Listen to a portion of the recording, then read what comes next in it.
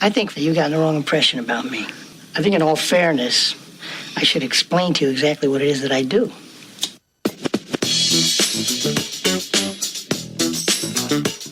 It's a ditch that'll get you. It's a ditch that'll get you.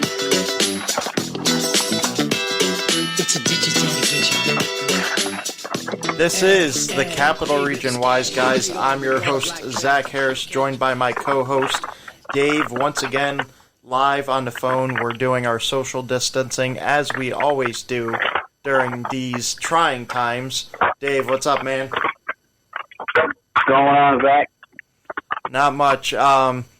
This is Capital Region Wise Guys, Triple H Sports, Facebook, triplehsportszone.com is the website.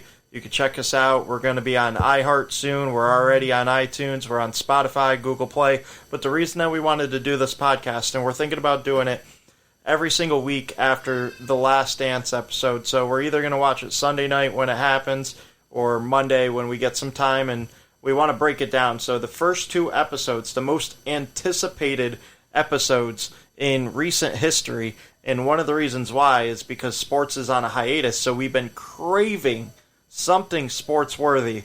So over 6 million viewers on opening night for the segments 1 and 2 out of a 10-part segment. So next Sunday will be 3 and 4. We'll talk about that. But just strictly on 1 and 2, what was your first takeaway? What was something that you didn't realize? Obviously, we grew up towards the end of Jordan's career. What was something that you didn't realize that came out during the first two episodes?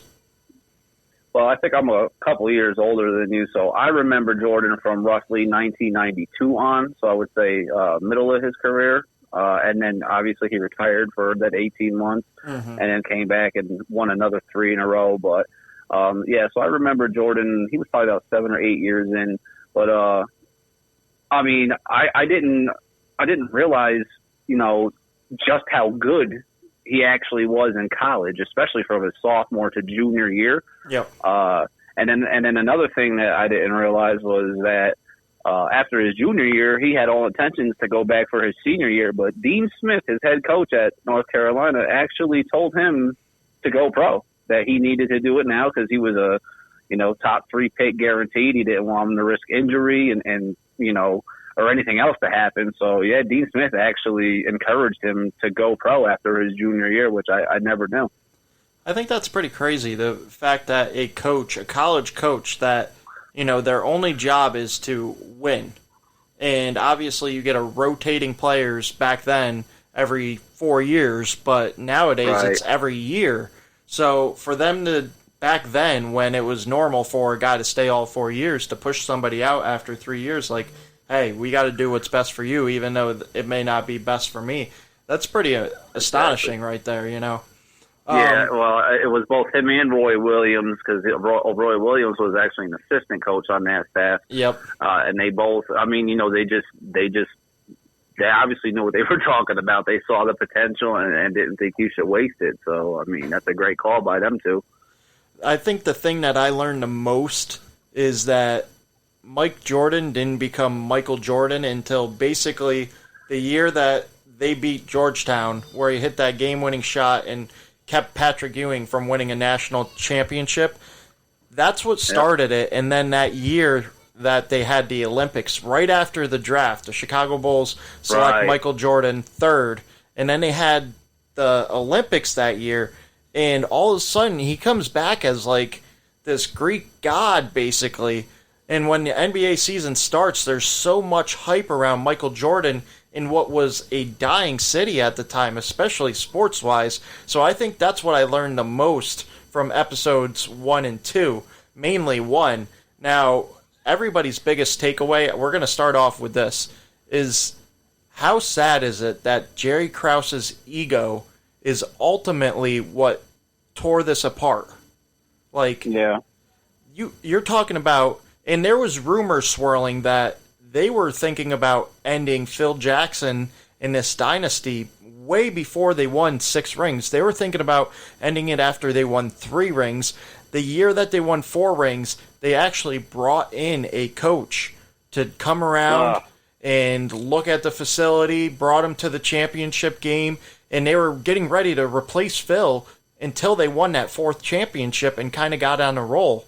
So, I mean, Jerry Krause, like, I don't understand. The ego gets in your way. Like, dude, you built this team. You realized that MJ needed a special kind of coach and special kind of players around him, and you went out and you did that. Why would you want to destroy that? I know you didn't get as much credit as you deserve, but that's the hard, dirty work that GMs do. Does he not realize that? Yeah, you're right. I mean, you can give Krause credit, for building the team that won, 2-3 peats in a row. And then you can also tear him down for breaking it up the way he did. Like you said, they brought in Tim Floyd I think he was the coach of Iowa State or something at the time. I couldn't remember his name. Good call.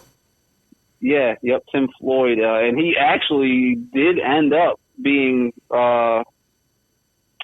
Phil Jackson's predecessor. After that last championship year, he was the coach that he eventually hired on, and we all seen how that worked out. Yep. But, Jerry Krause, I was 12 or so, maybe 13 at the time of that last year when they beat Utah in 98. I knew, just like everyone else, it was going to be the last year that group was together, but I didn't know at the time, maybe because I was a little too young to understand, and maybe I just didn't pay attention as much, but I had no idea it was only because Krause was basically a selfish child, really, and it was either his way or the highway because, after I watched that first episode, I realized what really happened. That team could have easily stayed together for at least another 2 years and possibly won more championships. Yeah, you take a look at it, and Scottie Pippen had, two or three more good, solid years after. Absolutely. And, I mean, he played in the league until, 2003, 2004 season, I believe. So, I mean, he still extended his career quite a bit and had quite a couple solid seasons after the Bulls. So, Exactly. They took a gamble. One thing that I did hear about is that the draft before The Last Dance, they were looking to move on from Scottie Pippen. For those of you that don't know, Scottie Pippen signed. I was just going to mention that too, so good thing you did. Yep, you got the 7-year deal for $18 million, and Scottie did it because he was in a financial rut with his family. He had 11 brothers and sisters. His parents needed money, and he wanted to make sure that they were financially stable. So that's why he signed a deal. But ever since he signed a deal, there was resentment towards the front office because they didn't want to re-up him before his contract. Yeah, they didn't want to restructure. And they wanted to get rid of Scottie before they got rid of or lost him for nothing. And they were actually ready to make a draft day trade for Tracy McGrady. Now, how differently would we be looking at the Bulls? Would MJ have still been back? Would it have mattered if Phil Jackson wasn't the coach? Would they still have been, as maybe not as good, maybe not 62 wins in a championship good, but would they still have won 50, 55 games consistently with MJ? Would MJ still want to continue playing even though he stated without, Phil Jackson he didn't want to play?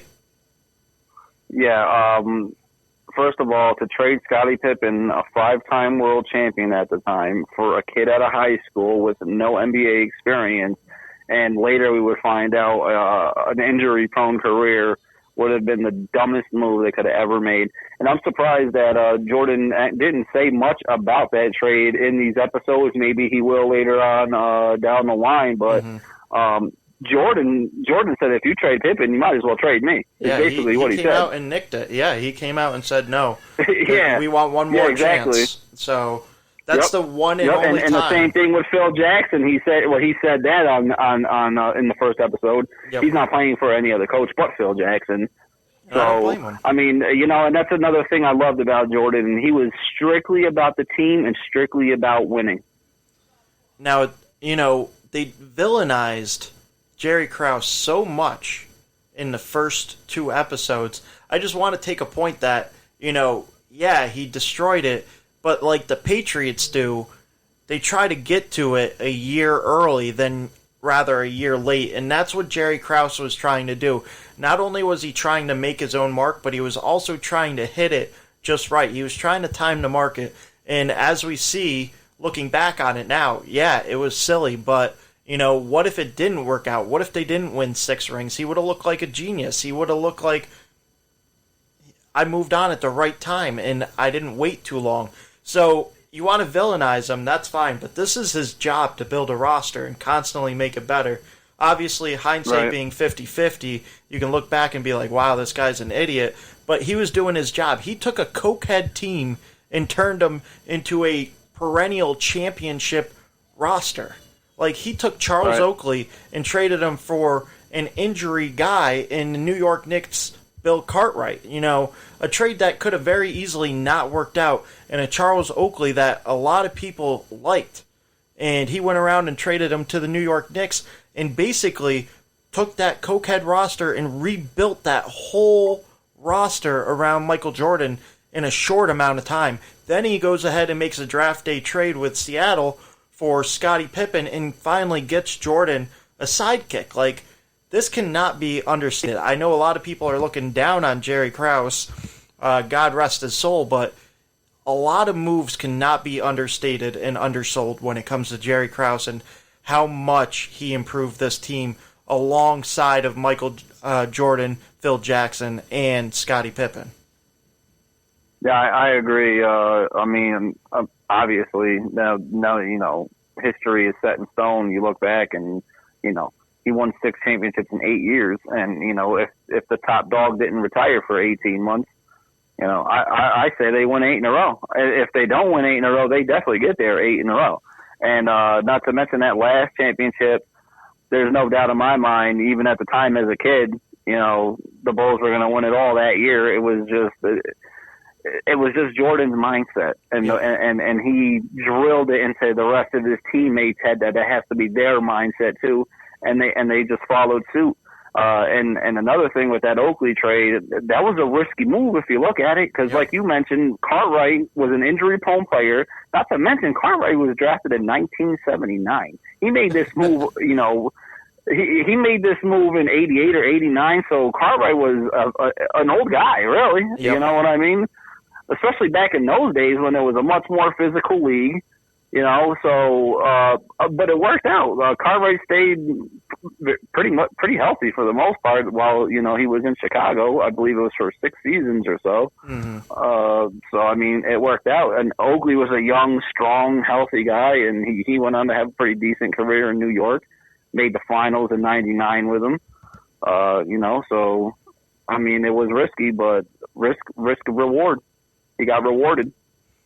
Now, another thing I want to bring up, talking strictly Episode 1 and Episode 2 of The Last Dance on ESPN every Sunday at 9 o'clock.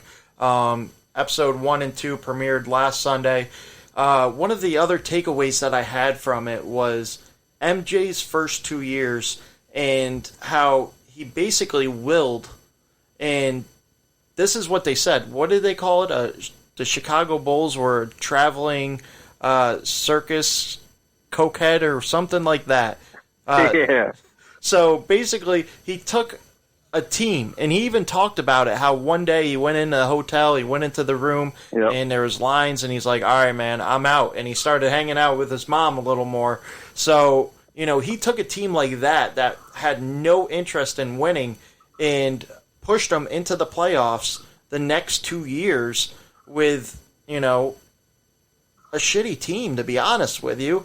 They finished 38 and 44 in his first year, and then his second year, he has that foot injury, and they're like, okay, we don't want you to rush back. We want to get a draft pick. And I believe, if I'm not mistaken, was that the year that Patrick Ewing came out number 1 overall to the Knicks? Ewing was, I believe so, 85. Yep. Yeah, Ewing was Rookie of the Year that year. Yes, you're right, for the New York Knicks, yeah. He was drafted a year after Jordan. So, Yeah, not to mention Jordan missed 64 games. He got injured the third game of the season, missed 64 games. All right, that team went 30 and 52. They didn't really belong in the playoffs to begin with. What Jordan just refused to hear anyone around him saying, we're just going to tank and get a top 5 pick next year. Jordan was like, no, fuck that. We're going to the playoffs. And like you said, he willed them into the playoffs. And that's the mindset you have to have. It's the mindset of a champion. The dude just never had any quit in him.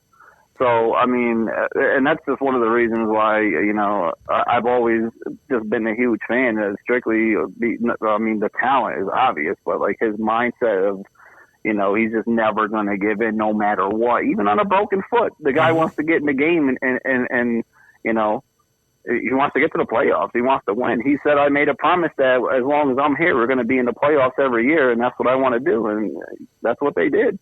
All he wanted was a chance to compete. So a lot of people, I noticed on social media, obviously you haven't been on social media recently, but a lot of people bashing him for getting swept by the Celtics his second year, not remembering, dude, I'm 15 games removed from an injury that I shouldn't even be back that early from. And you're talking about a Celtics team over the last 3 years averaged nearly 65 wins a year. 5 Hall of Famers. 5 Hall of Famers. You're not talking about, I'm playing the Atlanta Hawks that had 2 good years of winning 60 games but choking the playoffs. You're talking about a Celtics team with 5 Hall of Famers and average 64 wins a season over 3 seasons. And that exact team that you're talking about, the 86 Celtics, are considered one of the top 3 teams in NBA history. And a lot of people will argue that they are the best team in a single season in NBA history. So MJ had, 49 the one night and 63 the other night, or 63 one night to 49 the next night? Yeah, 49 in game 1, and then game 2 is when he dropped 63 in the Garden. And they lost both games in Boston. Do you know what Boston's record was at home that year? I believe it was 40-2 or 40-1, 39-2, something like that. I know that they didn't lose. When all was said and done, including the playoffs, 50 wins, 1 loss. So we're not talking about 40-1 during the regular season. Yeah, you're not talking about any old team. You're talking about like one of the premier teams. You're talking about they swept the Bulls. The next series, they play the Atlanta Hawks. They win easily 4-1. Then the series after that, the conference championship, they sweep the Bucks and then win against the Rockets 4-2. They only lost 3 games that whole playoffs run. And you're talking about, that series. Let's just talk about that series against Chicago. You had 3 guys averaging over 20 points a game in that series. What is MJ going to do about that? He's putting up 45 on his own every night. How is he supposed to guard 3 different guys, 5 Hall of Famers? Right. You had five guys scoring over 10 points a game, over 15 points a game. Yeah, you got 5 guys scoring 18 a game. That's ridiculous. Yeah. And that people's takeaway was really, if LeBron got swept, blah, blah, blah. Dude, it's the youngins, you know what I'm telling you? It's the youngins that I was just going to say they're children, so they don't know any better. So I threw this up on Facebook the other day. Obviously, you didn't see it, but I got so sick of it because everybody was trying to compare LeBron and Jordan, and they're sitting there talking about how Jordan couldn't win without Pippen. And I'm like, dude, isn't that the whole reason that LeBron cried to Dan Gilbert? The whole reason he cried to Dan Gilbert, get me a number 2, give me a number 2. And when Dan Gilbert did not apply, he went away. He left for 2 players in Chris Bosh and Dwayne Wade in Miami and built his own team and had not only a number 2 but a number 3. And they went ahead and got Ray Allen. Too. So a number 4 too. Don't forget damn, I forgot who I was just going to say. They had another point guard there that they added, too. That was pretty good. I can't remember who it was, but go ahead. So, people want to bring up the fact that Jordan couldn't win without Pippen. Yeah, Batman needed Robin. Name me a player that didn't need a number 2. Magic Johnson had a whole squad around him. Larry Bird had a whole squad around him. LeBron had a squad around him. Kobe, Shaq, you know what I mean? Like, Kobe, Gasol. Paul Gasol. Like, it wasn't Paul Gasol that we know now. It was Paul Gasol that was once considered... in his prime. Yeah, once considered one of the best centers in the league. Like, you know, everybody needs their sidekick. It's not... You're not winning without a sidekick. Everybody needs that sidekick. You know, you had Steph Curry, Klay Thompson. You have LeBron. And Draymond.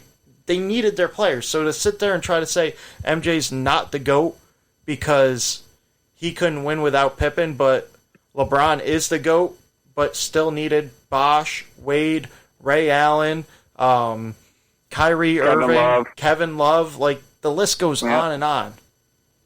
It blows my mind that people would sit there and go that route to say that he's not the GOAT because of that, but then turn around and talk about this is why LeBron's better. Like, dude, you just listed the same thing. Yeah, they talk in circles. They're children. They don't know any better. They're all under the age of 21, most likely, the majority of them. So, you know. If you retaliate, they'll call CPS for child abuse. So I just, I just let it go. And then they sit there and they go, okay, what about Dennis Rodman? Like, they had Dennis Rodman. Do you know Dennis Rodman was a 2-time All-Star, and neither of those 2 times was with the Chicago Bulls? Exactly. Like, and another thing is that was an old Dennis Rodman as well. Dennis Rodman was drafted in like 86, I believe, and the Bulls got him in 96. And he was one of the most physical players ever, put his body through hell playing for Detroit and San Antonio. Mm-hmm. So there's a lot of factors. Dennis Rodman was great for the Bulls, yes, but he was a shell of what he was, especially in Detroit. He was a role player. He was a role player. Yeah, exactly. They were all, Ron Harper was old. These guys were all drafted. You're talking mid to late 90s. These guys were all drafted in the mid 80s. Oh, man. They were veterans, man. Ron Harper, all of them. Tony Kukoc, not so much. He went on to play a couple more years, but these were all veteran guys that they added. These weren't young bucks, you know? Now, you might kill me for this, but take a look at that Cavaliers team that made the 3-1 comeback and made LeBron forever a hero. They had Kyrie Irving. Yeah. They had Kevin Love. They had Tristan Thompson that was at the top of his game, you know. He was basically like a Rodman for them. Exactly. That's what I was leaning towards. I didn't want to say it because I didn't want to get crushed by you. No, you're absolutely. I would totally agree because his rebounding was incredible. You know what? I mean, as I was watching him when he was playing for Cleveland, that's exactly who I was like. You know what? He's a lot like Rodman. Nowhere near as good on defense, but as far as his rebounding, yes.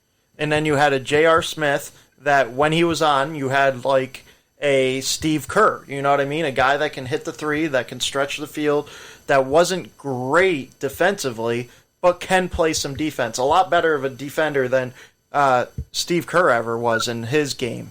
Yeah. You know, so there's similarities plus the extra all-stars. So I don't know why people are sitting there trying to knock Jordan down to push up LeBron.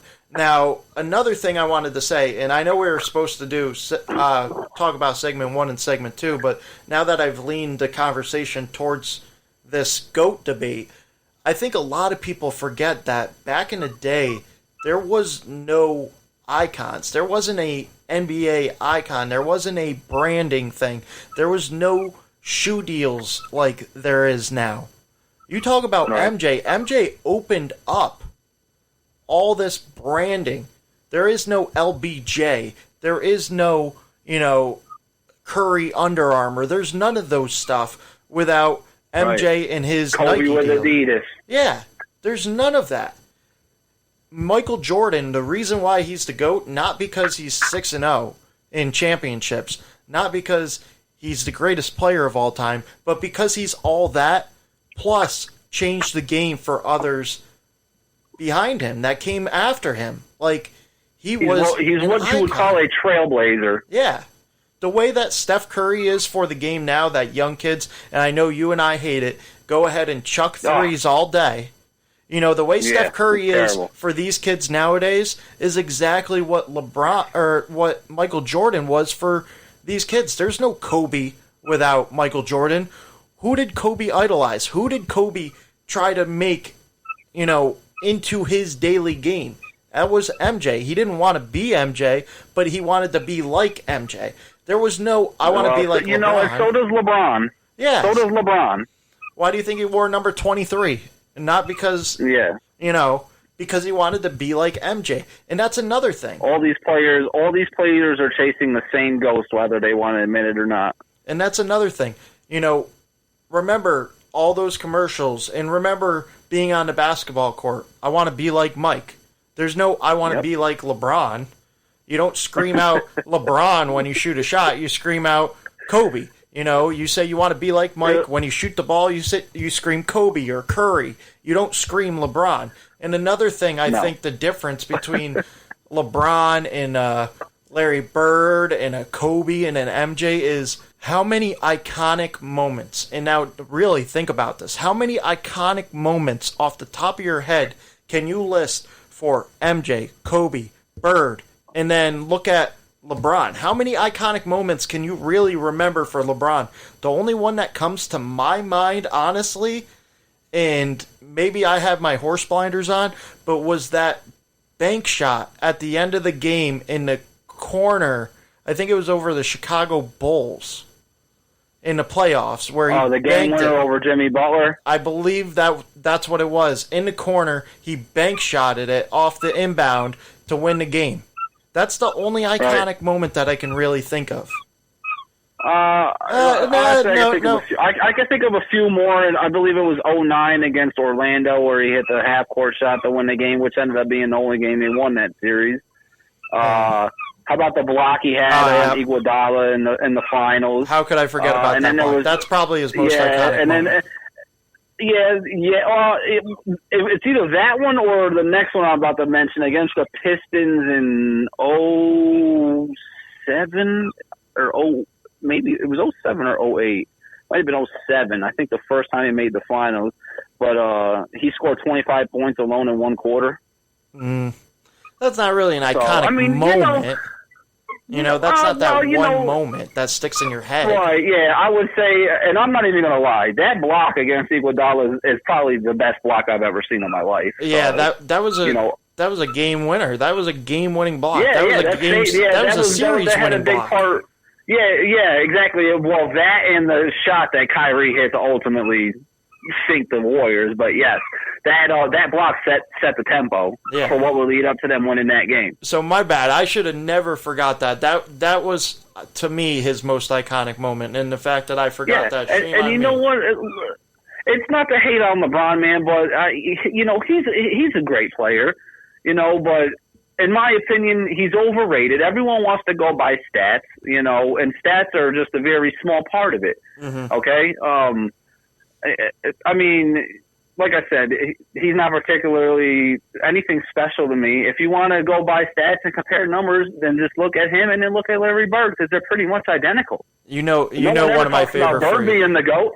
One of my favorite phrases is stats are like bikinis. While they reveal a lot, they don't reveal everything. That's exactly what stats are. I got a audio clip for you from Magic Johnson talking about LeBron and what would make him pass Michael Jordan and how laughable this is, how obsessed Magic Johnson is with the Lakers. We'll talk about it right after this. Hold on. LeBron has a chance to definitely be that because his story is still being written. And so I think that if he can lead us to the championship, that's the thing that's probably going to put him over, And so I think right now, because of the difference in championships, that's what separates the two right now. I really, truly think that before it's over, he's going to be just that. And he's going to be the greatest that's ever played, but he still, to me, has to close the deal here in L.A. How obsessed is Magic Johnson with the Lakers? And that's great. That's great to have loyalty. That's great to have loyalty. That's all that is. That's all that says to me is that he has loyalty to the Lakers and he wants to see the Lakers win. That's it. Yeah, because if he was playing for the Clippers, he wouldn't be saying that. No, hell no. So then I got audio from Steven Jackson. You know Steven Jackson always opens his mouth, always has something interesting to say. He actually goes on and talks about what makes Michael Jordan the GOAT and the fact that, LeBron's great, but in his eyes, it's Jordan, Kobe, LeBron, and he talks about it right here. This is my one take on the Jordan, Kobe thing, all that LeBron shit. As a player who's played against all of them, I see different things in all three of these guys. But Kobe was the closest to Jordan. Very few people can use the word undefeated in the championship games. Very few athletes in the world through sports of all time, since before I was born, since now, very few athletes can say they undefeated in championship games. Floyd, Jordan, who else? Rocky Marciano. I'm waiting. So being undefeated means something. Everybody can't say that. 98% of the people who play sports can't say that. 6-0, man. Then Kobe, then Braun. Braun is the best all-around player we've ever seen. But he hasn't passed Kobe or Jordan, my opinion. But I played. Now there you go with the little cheap shot. Oh, I played, so his opinion means a little more than some of the media members. No, and I don't necessarily agree with his analogy in boxing either. So yeah, I mean, boxing. When it comes to boxing, that's not a team sport. You're out there all on your own. Boxing is probably the one sport that takes the most will and self-discipline and determination more than any other sport. Because I mean, you might have a couple people in your corner, your trainer, and this and that, but you're out there all on your own, man. It's all about how much heart you have when it comes to boxing. Yeah. You know what I mean? No. But, I mean, I get what he's saying, and you know what? I would probably agree with his order. I don't even think that LeBron is better than Kobe. That's a pretty valid point at this point in LeBron's career. I think the problem is that LeBron is the modern day player. Like, he's the greatest that we have seen in this era. The non-hand check, the everything is a foul era. And that's no cheap shot because obviously you have to adapt to the game that's placed in front of you. I always say you can only play the teams that are put on your schedule. Same thing. You can only play the game that you're in. So the fact that, he's adapted to that. Now, would I like to see less crying? Yeah, I'd like to see less crying from LeBron. I'd like to see less crying from James Harden. I'd like to see less crying from Draymond Green and so on and so forth. From everybody. Yeah. So I'm not going to default and hurt him and bring his stature down because that's part of the game is you cry and you get your foul, whatever. But you take a look at the game now compared to the game back then, you were able to get bodied.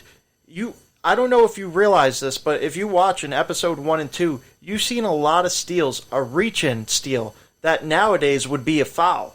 If you just reach across somebody's body, nowadays they call that a foul.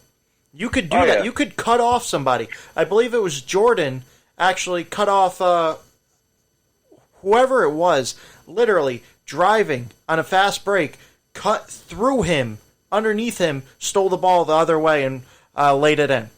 Like, you can't do that in today's game. So it's a different game. But to sit there and say that LeBron could play in yesteryear's game, you don't know that because right now, LeBron's mental makeup, I'm not even talking about his game, his mental makeup will not be able to handle yesteryear's game. You hit it right on the head. He's got the physique and he's got the athletic ability, 100%, but it's the mental. Jordan playing the teams like the Celtics, the Pistons, the Knicks, used to get absolutely close. I've seen him get clotheslined to the ground in midair, and he hopped right back up and went and took his foul shots. If anything happened like that to LeBron, he'd be crying. Now, you sit there. And that's just facts. Yeah, you sit there, you take a look. If you want to study stats, I know a lot of people study stats. You take a look at the free throws being shot back in the 80s and the 90s compared to now. The free throw percentage of shots a game are the same. The way you get to those free throws are completely different. And I think the best way to put it is a guy that played during that era, Will Perdue. actually played with Michael Jordan, and this is what he had to say about players adapting to today's game compared to today's players adapting to yesteryear's game. The players that played in the 90s could adapt easier to this style of play, more so than the players of this era trying to adapt to the way the game was played in the 90s. Right. Now, let me be very clear. I'm not saying the players now couldn't play in that era. I'm saying they could, but because of their skill level, they would be able to adapt. For example, a LeBron, if he's averaging 24 or 25 a game in this era, probably back then he's only averaging 18 or 19. And it's not because he can't go to the free throw line and make 15 out of 18 free throws. It's just that after about 45, 50 games, he doesn't want to go to the free throw line to shoot 15 or 16 free throws because of what it's doing to his body, the physical toll that he's taking. Now, I'll let you have the floor first after hearing that audio and thinking about LeBron and how he cries and all this other stuff and getting to the line. I'll let you have the floor first, and then I'm going to let you know what I think. Yeah, and it's not even just LeBron. You look at other guys too. Kawhi Leonard and guys. Paul George. Guys that take rest for load management. Mm-hmm. There was none of that back then. And another thing is LeBron's not exactly the best free throw shooter, so I don't see him making 15 out of 18 anyway. I thought about that too. If he gets to the line 18 times, he's going to make 12. Let's be honest. You know what I mean?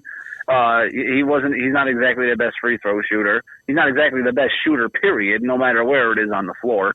But anyway, they're making it a lot about LeBron, but it is a lot about other guys too, because there's tons of guys across the league that take nights off for no reason at all, really. James Harden, Westbrook do it in Houston. Kawhi and Paul George do it on the Clippers. LeBron. And you know what?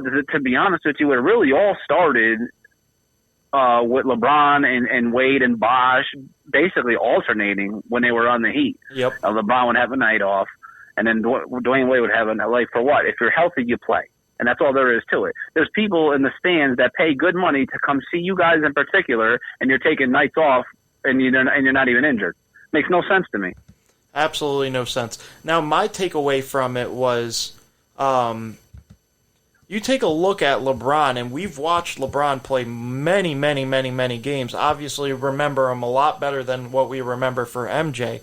But how many times have you seen LeBron get tired and start settling for jump shots and deep threes and not wanting to look towards the basket?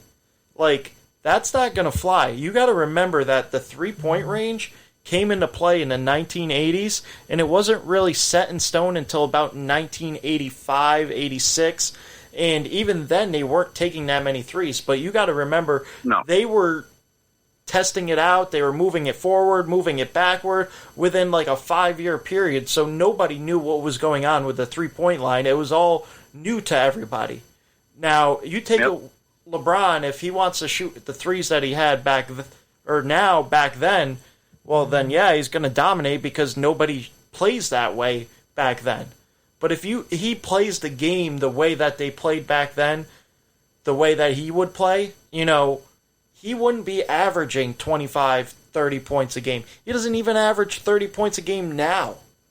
Exactly. What makes you think he's going to average 30 points a game then? And I know a lot of people like to say that, he gets his teammates involved and stuff. Let's be honest. He likes the stat pad like Russell Wilson does, like James Harden does, like Steph Curry does, like Draymond Green does, like Kevin Durant does, Kyrie Irving does. A lot of these guys stat pad, and that's where it's at. Yeah. That's where they make the money. That's where, fans are obsessed with them. Like, that's how they hit home. But, Yeah, you're absolutely right. It's just two different games. I'm not trying to hate on LeBron. And I'm going to say LeBron is one of the top-tier players. I'm not going to say that he's better than Jordan.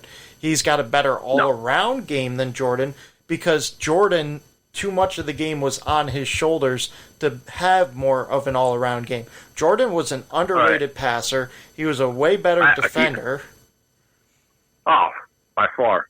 You took the words right out of my mouth. I was going to say that, they're asked to do different things. Jordan was asked to score more, but Jordan, if you watch, especially in the playoffs, a lot, he would defer a lot. And Jordan was a great passer. Mm-hmm. A lot of these people don't know what they're talking about. Jordan was a great passer, had great court vision. So yeah, I mean, they're just both asked to do different things. Is really all it is.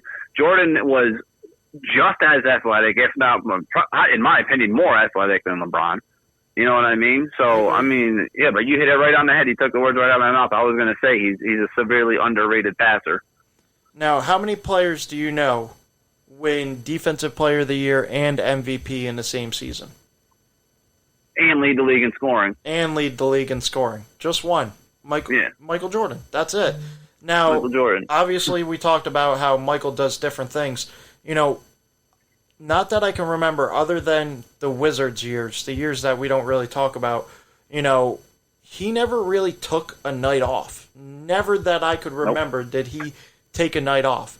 And he knew it because, like, hey, somebody's coming to play or coming to watch me. It may be their very first time watching me play. I'm going to make sure that they get their money's worth. And LeBron was just never that way. And it's not an indictment on LeBron. This isn't a I hate LeBron fest. This is exactly why Michael Jordan will be the GOAT. And it's because of his game, because of his iconic moments, and because of the way he branded himself that led to players in the future like LeBron, like Steph Curry, like all these other guys, Kobe Bryant, being able to brand themselves because of Jordan opening that gate, opening that pathway. So that's another reason that I feel like doesn't get talked enough, that not only how great he is on the court, but how great he was off the court.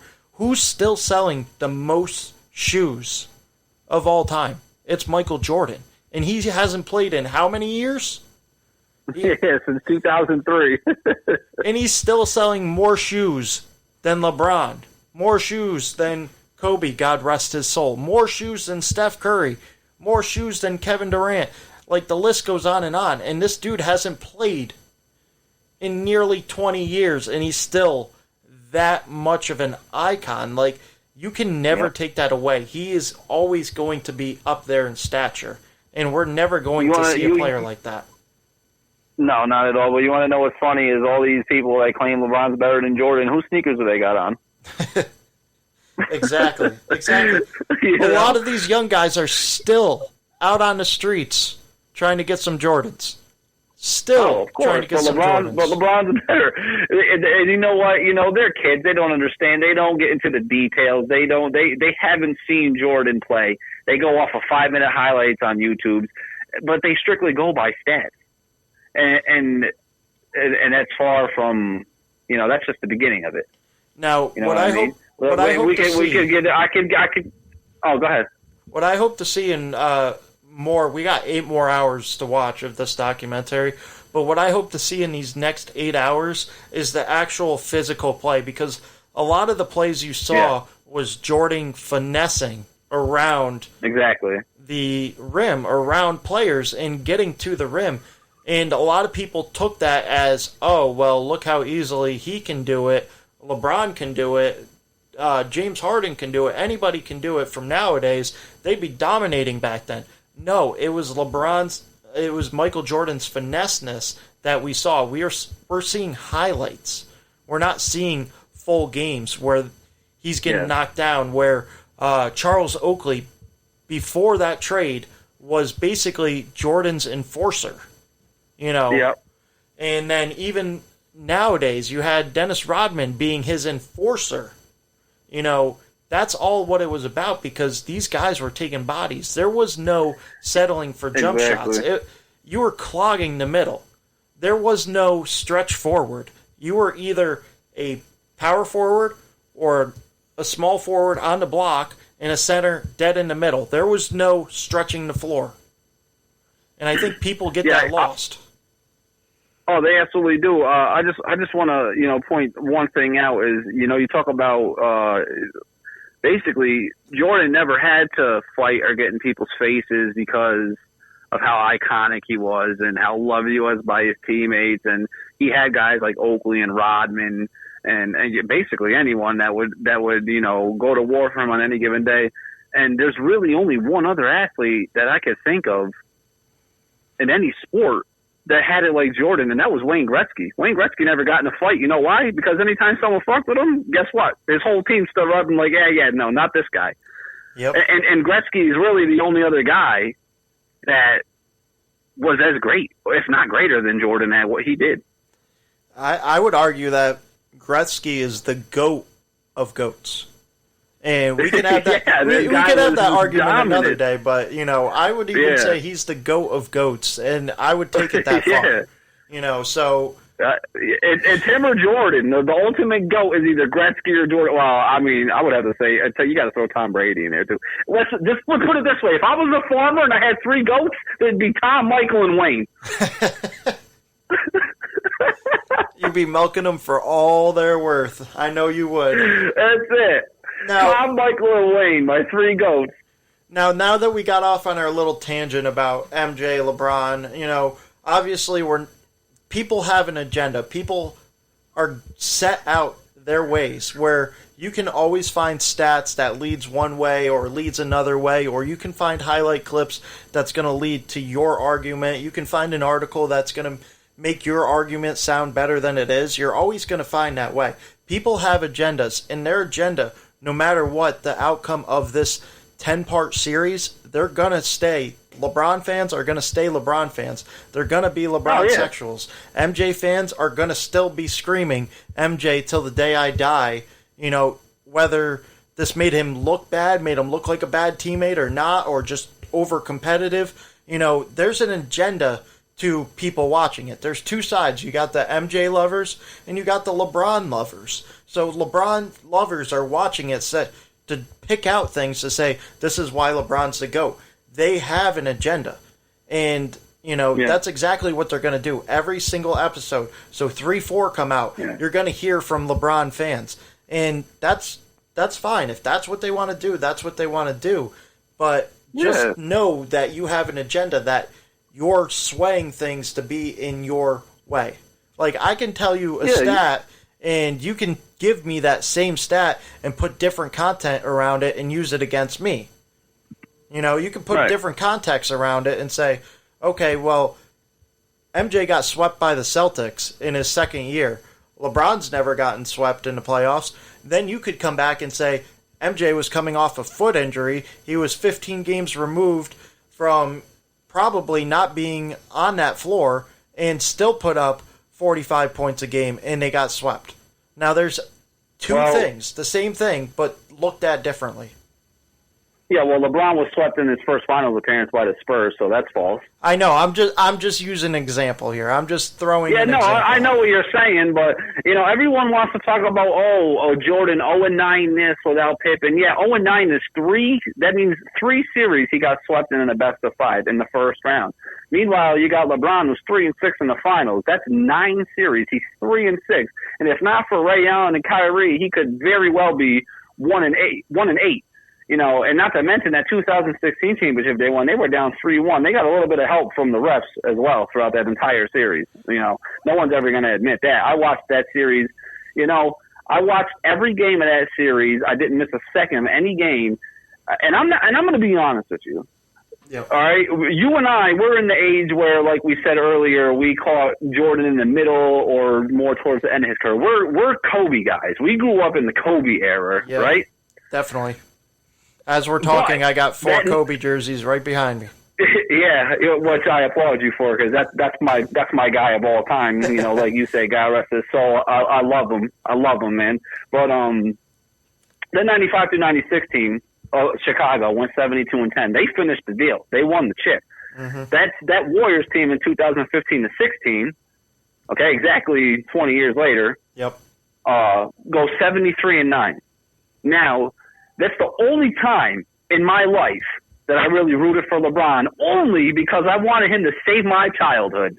And you know what I mean by that. I did not want the Warriors to seal the deal and win the chip, because then that means that they would have outdone with the Bulls in the 95-96. So, but that's the only time I was rooting for LeBron. And you know what? He came through. So. Oh my God. But I mean, like I said, he could arguably be 1-8. You know, there's no doubt about it. And they came back from down 3-2 against San Antonio back in 2013. But look what happened the very next year. They should have got swept. They got annihilated in 5 games. Every game that the Spurs won was, I think they averaged like 16 points a game in every victory. They absolutely killed Miami the next year. You know what I mean? And the times that LeBron has gotten beaten in the finals, it was not pretty. Like, he killed. These teams have killed him. You know what I mean? Yep. Dallas beat him in 6, but they were, bad losses, man. With J.J. Barea and Jason Kidd. And Dirk. Yeah, well, just not to mention, like, Dallas defensively was just dominant. LeBron had no answer for him. Look at the first finals he ever went to against San Antonio. They were literally leaving him open to shoot because they know he couldn't make a shot, and they got swept. Mm-hmm. You got, let me see, who else? Who else did they lose to? The Warriors, 2 years in a row, killed them, 5 games in each. And this is what he had Kyrie and Love, 100% healthy teams. They just had no answer for him. So, and like you said, we're not here to hate on LeBron. We're just stating facts, man. This is just facts. You know what I mean? But, and I don't hate LeBron. I think, like I said, he's a great player. I respect him more as a role model because he's never been in trouble. Yep. He does great things for the community, gives a bunch of money to schools, and, he helps kids out. But, as far as a basketball player and the business side of the sport, I mean, to me, I can't respect him. Yeah. Because he's done things that other guys just, wouldn't do. You would never see Kobe or Jordan going into the front office saying, I demand trades because there's not enough talent on this team. And the year he did that, to be honest with you, that team that he originally traded off and got traded away, and the guys that they brought in, they were nowhere near as good as the team he had to begin with. That's another thing that you brought up a great point. That, when he won, it was all LeBron. I mean, he put that out there, but his fans also did put that out there for him. But LeBron threw that out there for him. And then when they lost, it was, I averaged a triple-double, and we lost. Yeah. Dude, you handpicked your teammates. You handpicked your coach. You're the one that wanted Tyronn Lue. You're the one that wanted this guy. You're the one that wanted that guy. You wanted Luke Walton gone. This man handpicks his teams, loses, and then says, what am I supposed to do? I got nobody around me. Dude, you picked your team. Yeah. You're the reason you have nobody around you. It just blows my mind. And that's why I can't respect him as far as the basketball aspect.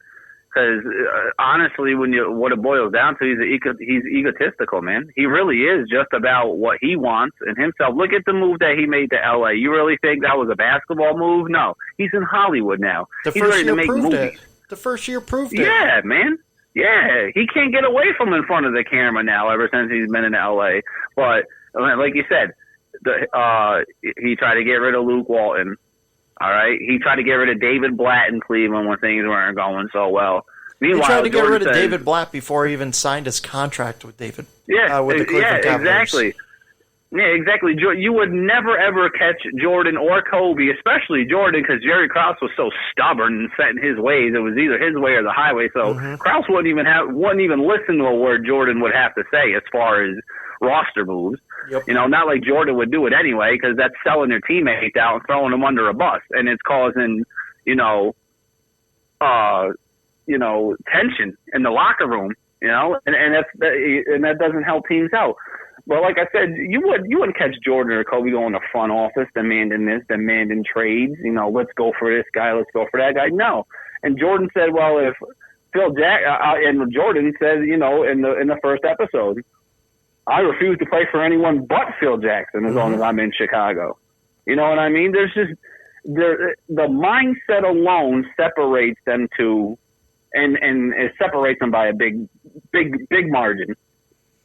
Now, you bring up a great point that actually leads us back to the Last Dance documentary. We're going to be breaking down every single weekend. So we're starting off with segment 1 and 2 of The Last Dance. This is the Capital Region Wise Guys. So one of the things mentioned was LeBron takes care of his guys. Jordan doesn't.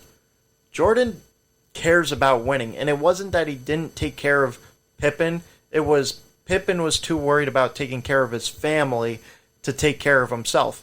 He didn't want to bet on himself. He wanted to make sure he had financial stability, and he's the reason he signed a 7-year, $18 million deal. What do you want Jordan to do? You want Jordan to go up to Jerry Krause and be like, either you pay this man more than I'm worth or I'm leaving? Like, that's not how this works. That's not how it worked back in the day. Nobody did that. Nobody did that. It wasn't that he wasn't looking out for Pippen. It was that Pippen wasn't looking out for himself. He was looking out for his family, and there's nothing wrong with that. Exactly. But don't try to use that against him.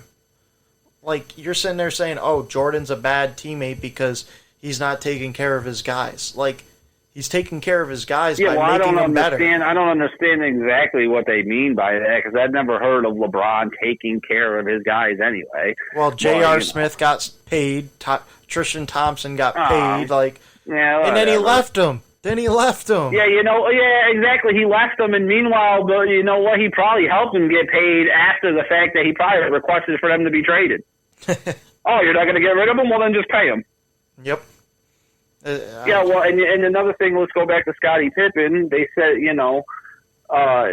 Scottie Pippen, great man, wanted to make sure his family was set. His father had a stroke at the dinner table when he was 12, so he was in a wheelchair his whole life. And his brother got in a freak accident during a wrestling match in gym or something, he said, and he was paralyzed from the waist down. So, he had two critically ill people in his family, so you can't blame the guy for, being selfless, really, and wanting to make sure that his family was good. Because, them people in particular need special things. You know what I mean? Ramps in their houses, probably assisted living. That shit costs money. Mm-hmm. And you're talking about a Scottie Pippen that not many people realize this, that he had a bad back for a majority of his career. They didn't know how long his career was going to last. So this 7-year deal that was $18 million was not only to help set up his family, that he paid every month, he gave money to his family, but was to make sure that himself was taken care of as well, just in case his back did give out. He was insured those 7 years of $18 million at least. So it was different circumstances. It wasn't anything MJ did, because by all means, MJ's number one concern was winning. And I know a lot of people talk about how maybe MJ came off too brash or too competitive because they're not used to it. They're used to the modern day basketball where, oh, hi, princess, can I hold your hand while you go to the free throw line? Yeah. They're not used to, I'm going up to Steve Kerr. If you don't start playing defense, I'm punching you in the face and then punch you in the face. Like, they're not used to that kind of brand of basketball. Like, no. They're sissies nowadays. How many times have we played church ball, street ball, and, we're up in each other's face and we're, pushing each other and getting on each other's nerves. Like, dude, you either need to step the hell up or sit on the bench. You need to play. I've gotten in multiple fights playing basketball because people don't want to play games. The majority of my fights in my lifetime have been on the basketball court. Pretty much all of my fights. There is one guy that comes to mind right off the top of my head that I think could play in any era, no doubt, especially back then with the physicality, and that's Giannis. I agree. He's Giannis would definitely do very well. And to go back to Pippen real quick, his 7-year, $18 million contract, that made him the 122nd most or least paid player in the NBA, however you want to look at it. Yep. That's equivalent to Andre Roberson's contract now, who's in NBA, and he is average at best. And Pippen was possibly the second best player in the league at the time. Yep. So it just shows you how much, he got shafted. He got the short end of the stick big time. And one more thing I wanted to point out about Pippen was he one sharply dressed dude or what? I know, like, seriously. Him and MJ. Dude, they MJ were too when they were in Europe doing that interview, right? I'm like, God damn, look at the threads on these fellas.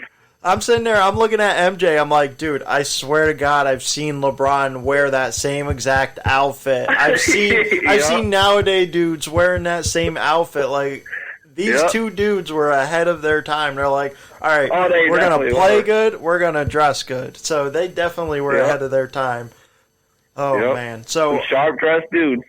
So what was your biggest takeaway so far from episodes 1 and 2, other than the fact that Jerry Krause was villainized and how great MJ was actually during his college years? What was your biggest takeaway? Was it the fact that, Scotty had so many things to overcome, MJ had so many things to overcome to get to the point in their career? Was it something like that? Yeah, I also loved how Jordan and Pippen made it known that they couldn't stand Krause, really. Like when Jordan was warming up before the first game of the season in '97, and he asked Krause if he wanted to join join him in the free throw line. He was like, "Yeah, sure, why not?" He goes, "Well, let me go out and tell him to lower the rim first." Oh my God. And then I believe they were in a practice facility, and I think Krause popped a pill or something, said something about he had a headache. He goes, "Oh, I thought it was a diet pill," while he was pointing at his gut. Oh my God. They just basically let it be known that they didn't like the guy. But I mean, my biggest takeaway and surprise was just the way, forget Jordan and Pippen. Just how the hell could you treat Phil Jackson like that, man? I don't even know, because he went on to have a great coaching career outside of Chicago. He coached from '89. He coached the Bulls from '89 to '98. That's 9 years. Mm-hmm. He got to the final 6 times and won you 6 rings. Yep. And that's how you repay the guy. I mean, I don't understand it. And like I said, first of all, they almost made the finals the first year Jordan was out in '94. I think they would have. I think they would have definitely went on to beat Indiana in the conference finals, but that bullshit phantom call on Pippen against Ewing or whatever it was in the final seconds of Game 7 basically blew that. Yep. Or else I think they may not have won because the Rockets were pretty good that year, but they would have definitely gotten there. And if Jordan was on that team, they would have won. I would have loved. There would, first of all, the debate is the LeBron, Jordan, anybody comparing anybody to Jordan should go right out the window. It wouldn't even be a topic if they would have won 8 in a row. There would be no. It shouldn't be a topic now, for let alone that he went 6-0. But if he won 8-0, like don't even breathe and try to say anything about anyone as far as Jordan goes. You know what I mean? But that was my biggest takeaways. I couldn't believe just how stubborn and narrow-minded Krause was, towards, the 2 greatest players on the team and the maestro, the head coach, man, the Zen master. That was my biggest takeaway, is basically how he just treated them guys like shit after all that they did for him. Yep. And you talked about how, the Rockets were a really good team that year. It wasn't like they just completely wiped the Knicks off the face of the earth in that championship No. game. They all the games were decided less than 10 points. You're talking about the Rockets winning by 7. no more than like 7 points. Yeah, and they won 7 games. And it went 7 games. So, it wasn't anything like, oh, there's no way the Bulls would have won because the Rockets are that good. Yeah, they had a really good squad, but the Knicks took them 7 games. Who's to say that Jordan doesn't take them 7 games and Jordan doesn't have that clutch moment in him that, You're right. You take a look at Patrick Ewing. I love Patrick Ewing, and that's one of my favorite Knicks of all time, but he didn't have that clutch gene, that takeover gene. And you heard it from Charles Oakley. When Ewing should be putting the team on the back, he often didn't. And that was obvious. That was obvious. So, if you take out Patrick Ewing, you put MJ in there. MJ has put the team on his back consistently. So you're talking about a difference maker in that. Who's to say that the Rockets don't ultimately lose that series, no matter how good they were that year? Yeah, well, and another thing is, say the Bulls did make it they didn't have a Patrick Ewing to guard Olajuwon. I do believe Olajuwon would have went, ape shit on Chicago because they had absolutely no one for him. Mm-hmm. And Jordan has said that several times. He said he's glad they never seen Houston in the finals because they had no one for Olajuwon. Anytime they faced Houston, Olajuwon dropped like 40 on him. Mm-hmm. So having Ewing there to at least slow him down and be able to contain him somewhat was definitely a huge difference. And another thing is, New York possibly wins Game 7 if John Starks doesn't shoot. I believe it was 2 for 18.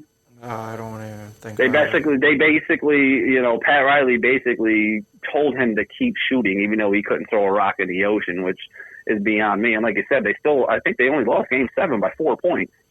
6 points. 6 points. There you go. Yeah, with one of their best guys shooting 2 for 18. So, if he shoots 5 or 6 for 18. They probably win the game. Probably win the game easily, and then I'm sorry to take you back to the heartbreak, Zach. I know you got me a loss for words because the Knicks have not been good since basically the last time they made the championship in '99. That was the last year before James Dolan became the owner, and then once James Dolan owned the team, they've been downhill since then. That was an absolutely crazy year, too. They beat Miami in 5 in the first round that year, which, wasn't too surprising to me, even though they were at AC. But them and Miami were like, that was like the best rivalries back in the day, fights galore and this and that. And they basically took turns beating each other and eliminated each other in the playoffs. So I wasn't really surprised there. But when they went on in the next round and swept an Atlanta Hawks team and won 58 games that year, I was like, okay, maybe they're on to something. And then they went and beat Indiana in 6 pretty handily. I was like, all right, but, they had a great run, even though, in the end they ended up losing to San Antonio. But that was a great playoff run, man. I remember it very well. One of my favorite Knicks memories of all time. And it probably shouldn't even be my favorite memory of all time, only because it wasn't really an and one. But, Larry Johnson getting fouled. Yep, that 4-point play on over the Pacers where he got fouled, and like a second later he decides to shoot the 3, and they called it an and one when it probably shouldn't have been. He probably should have went to the line for 2 shots, and ended up getting 4-point play, and the rest is history. They make it to the championship game that year, and the rest is history, and it's all downhill. You got to feel bad for Reggie Miller, too. There were so many good teams throughout the 90s he was on, and it was either the Knicks or Bulls knocking him out, man. I felt bad for Reggie. I think Reggie Miller is my least favorite player of all time. Him, maybe Paul Pierce. Those two are my least favorite players of all time. Because Paul Pierce was so slow and unathletic, but yet this dude, for a period, could not be stopped. And it was like, why? I couldn't even understand it. Like, the dude's go-to shot was at the elbow of the free throw line. But yet, when the game's on the line, where is he allowed to go? To the elbow of the free throw line and hit the shot every time. I'm like, dude, I can't even. Yeah, I don't know if I have a least favorite NBA player of all time. I'd have to think about that one. LeBron. No, I'm just kidding. This whole podcast has been, I hate LeBron. No, I'm just kidding. It's not hate at all. We're just stating the facts here. Of course, as fans, they're going to say we're hating, but whenever, I'll just be like, well, whenever you talk about Jordan, you're hating too. So I guess, we'll just agree to disagree on that. So whatever. But it's not hate. It's just facts. He's a great player, but, he's not in the conversation, in my opinion. And, that's just how I feel about it. Okay, so before we end this and get together next week for episodes 3 and 4, let's just state it this way. Let's end it on a high note. Your dad, that was the MJ era. That MJ was the best player of all time. Us, Kobe was the best player of all time. Then you take a look at the younger generation. Nowadays, LeBron was the best player of all time. So you got 3 different generations, 3 different best players of that generation. Can you settle for that? Because I think that's the best way to describe it. I can, but there's a difference, though. All right, and here's the difference. The difference is Jordan was the best player from the very moment he stepped foot on the NBA court until the very moment he left. Okay, it was just his Chicago Bulls days. Mm-hmm. Kobe was the best of his era, but it took him a couple years to catch on. Same with LeBron. And even when LeBron was in his prime, Kobe was the best player in the league for quite a few years before, to me, LeBron was considered the best player. Mm-hmm. And to me, LeBron was only the best player for 4 or 5 years. Because I would say in the past couple of years, I would rather go Kawhi or Giannis and then LeBron. That's just my opinion, though.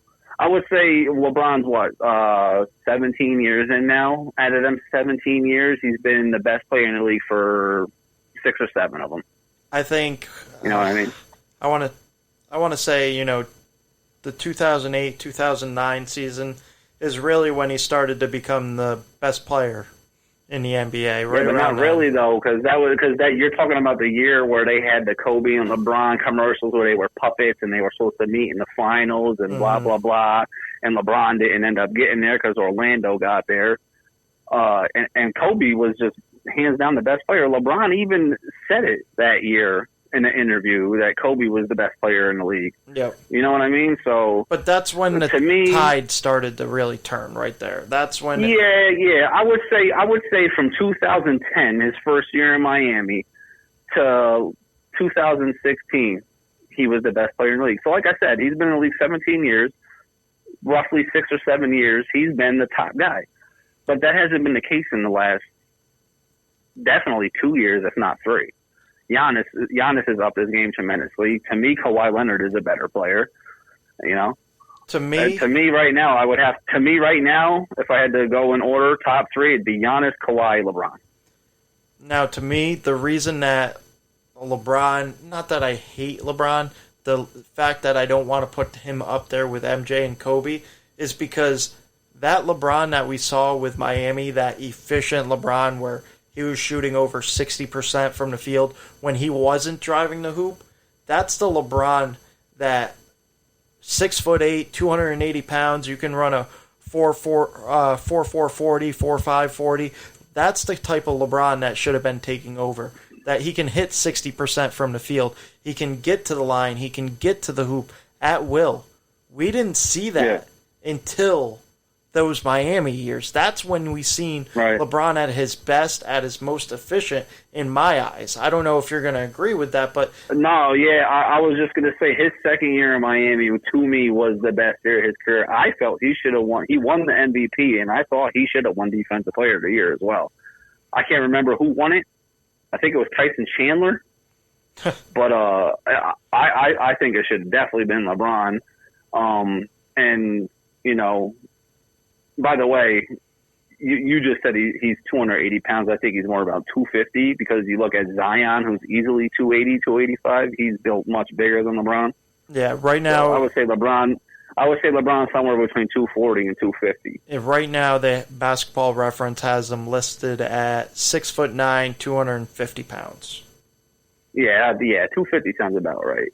6'9" could be right, too. But still, that big, that much weight, that much width on you, and to be able to run like the wind, that's what pisses me off about LeBron the most, is that he should be more dominant than he is. Yeah, exactly. That's what upsets me the most. He's only had one season where he's averaged over 30 points a game, and that's not to say scoring isn't everything. He's only led the league in scoring one time, compared to MJ, who's consistently led the league in scoring 10 times. 10 times. 10 times scoring champ.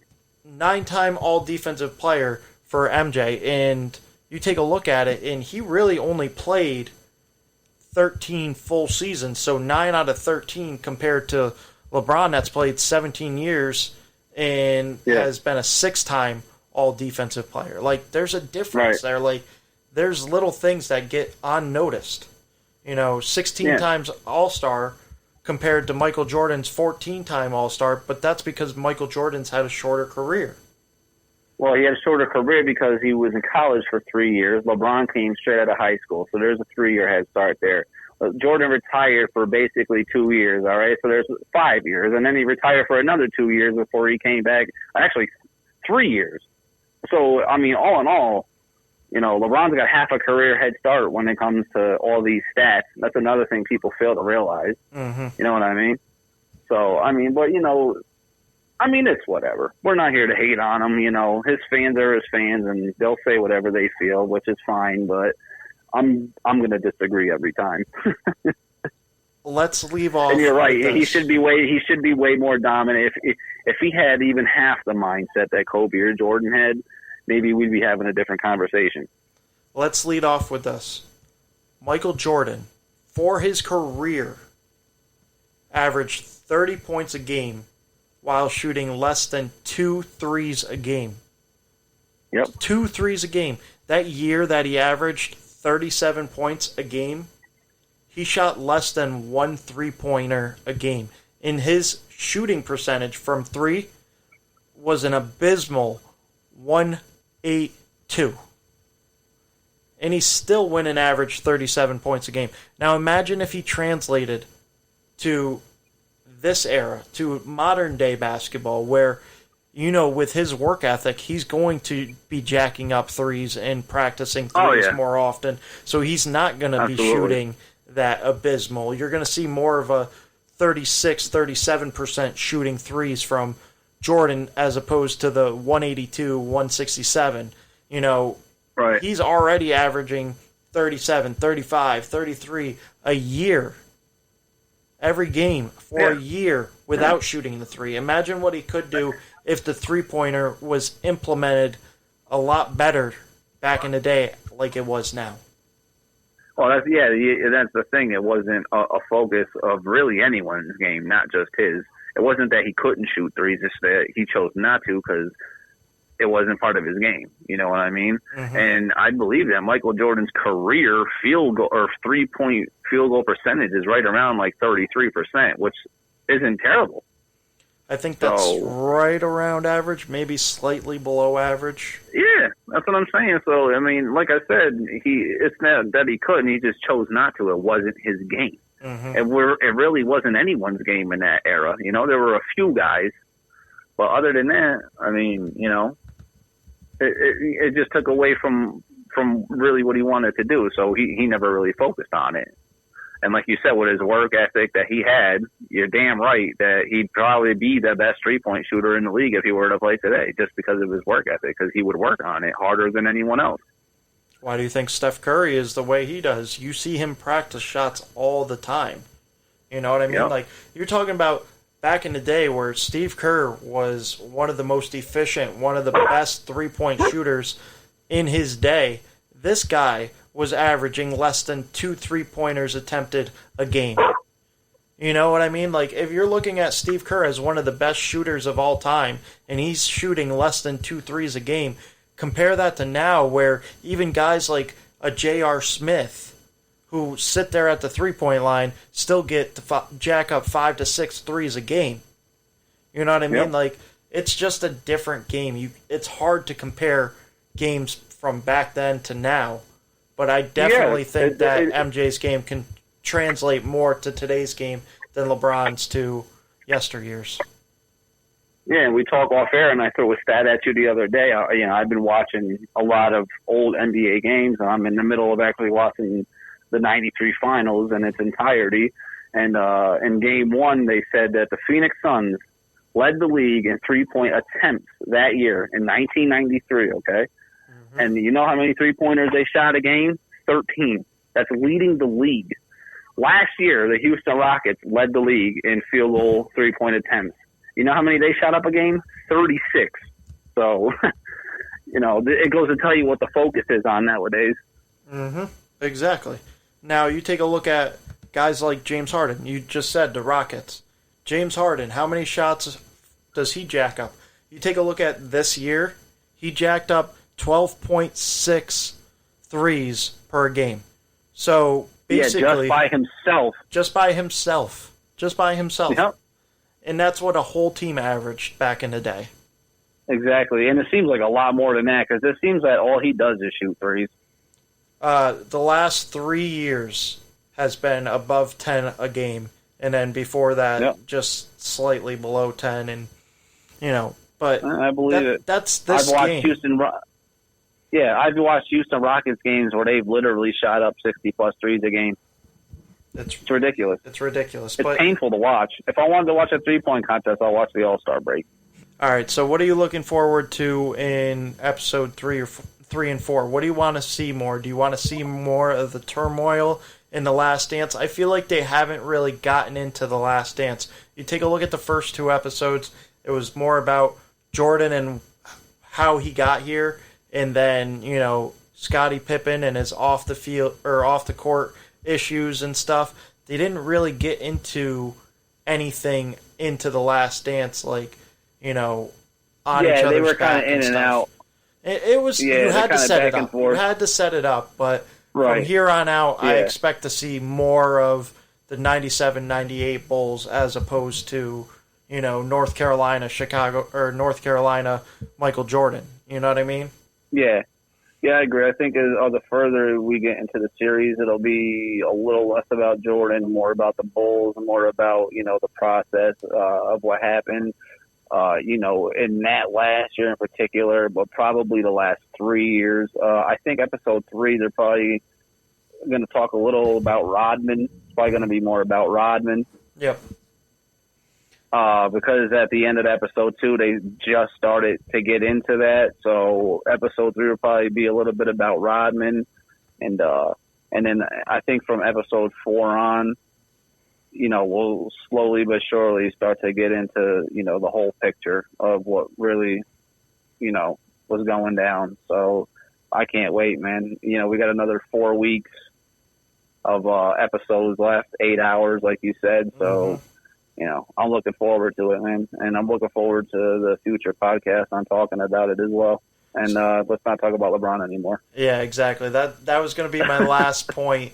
So now that we got the whole LeBron MJ thing out, because you knew people were going to come out with an agenda, so we kind of had to bounce back a little bit and throw something and hope that it stuck with the LeBron fans. Obviously, it's probably not going to. But from here on out, the next podcast, we're going to talk about episode 3 and 4. We're either going to do that Monday night or Tuesday night, depending on how the work schedules fit out. That's what we're going to do. We're going to break down every 2 parts every Sunday. We're going to watch it. We're going to break it down. So this was supposed to be 1 and 2. We broke down 1 and 2. There wasn't a whole lot to break down. There was more of the reactions, the LeBron fans, the LeBronians coming out talking crap. So there was a little bit about that. There was a little bit about Scottie Pippen and how MJ couldn't win without Scottie. We talked about that. And from here on out, I think, we're just going to wing it from episode 3 and 4. We're going to strictly go from episode 3 and 4. We'll break that down either next Monday or next Tuesday. Yeah. And I think in the later episodes, you could probably expect them to, mention the death of Krause and maybe pay him some sort of respect of some sort. Mm-hmm. I think they're going to start leaning away from, making Jerry Krause look like such a bad guy. I think they're going to start weeding him out and be more about the Bulls, and then obviously probably do something for Jerry, who passed away. Yeah, absolutely. And not to mention, they showed a couple segments where they interviewed David Stern, so, rest his soul as well. Mm-hmm. I mean, being the sports guy great commissioner, by the way. Being the sports guy I am, and I don't know if you were the same way watching it, you saw like a young David Aldridge, a young Craig Sager. Like, did you notice those things throughout the episodes? Like, watching all these young, upcoming commentators. How about Hannah Storm? A young Hannah Storm. Like, I'm like, oh my God, look how young they were, and how the way they dressed and stuff, and like. Penny Mayne, Scott Van Pelt with hair. Scott Van Pelt, Stuart Scott, God rest his soul. Like, all these guys up and coming.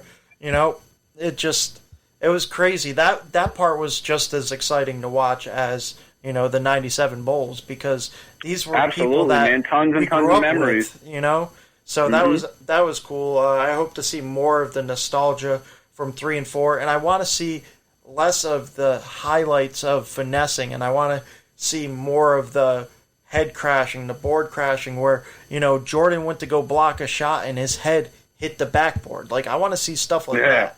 You know, I want to bring back those memories, and I want people to understand that played nowadays game, how different it was, how the hand checking impacted, how, you know, the multiple bodies down underneath. There was no stretch forward. I want people to see that more than the finessing. Yeah. So you're absolutely right. And you know what? The hand checking was allowed back then, and we all know Jordan was a phenomenal defender, and never really once did you ever see him hand check anybody. Mm-hmm. But, you know, so we'll get into that next well. week. We'll get into that next week. We'll talk more about it, you know. First off, great start. You know, I'm glad that they moved it up, and I actually think that was a great business decision moving it up. You had over 6 million views, and I'm sure you're going to get more of the same next Sunday. You know, even to coincide with the NFL draft. You have the NFL draft running Thursday through, I believe, Saturday. So, you know, you get the NFL draft, and then you get more Jordan and Pippen and Phil Jackson. So it's going to be an excited weekend. Yeah, it's going to be an exciting weekend. 6 million viewers, and according to them, they were really only expecting somewhere between 2 and 3. So, I mean, you know, it sounds like they did great. And it's much better than watching, you know, people play video games or horse. So, yeah, exactly. All right, man. I appreciate you hopping on for a few minutes. We'll get into it next week. All right. All right, man. Sounds good. That's Have Dave. a good night, bro. You too. That's Dave. I'm Zach. This is the Capital Region Wise Guys. Tune in next Monday or Tuesday. We'll be breaking down episodes 3 and 4. Until then, stay wise, guys.